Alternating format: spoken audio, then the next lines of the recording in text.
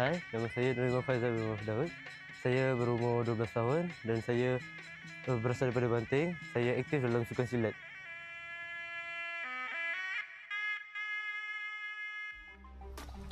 Mula-mula saya suka tengok bahan dan berlatihan silat yang penuh disiplin. Dari kecil lagi saya dah berminat nak masuk silat ni kerana mula-mula saya tengok cerita Mat Kilau. Jadi saya berminatlah dalam silat. Kenangan yang paling manis saya pernah buat sepanjang latihan silat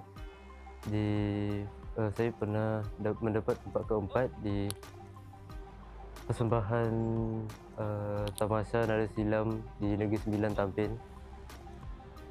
Adik Nuri Iman Faizal ni dia sebenarnya seorang yang bagus dan juga memberi komitmen yang tinggi dalam latihan.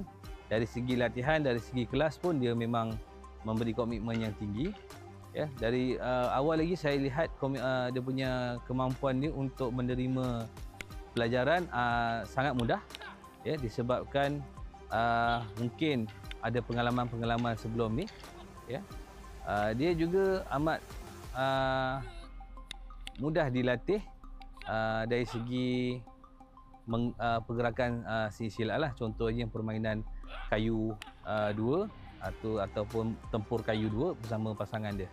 Idola saya ramai, ada Mat Kilau, Hang Tuah, Hang Jebat dan Awang kerana mereka dapat mempertahankan negara kita daripada dijajah oleh British, kamikaze dan semualah.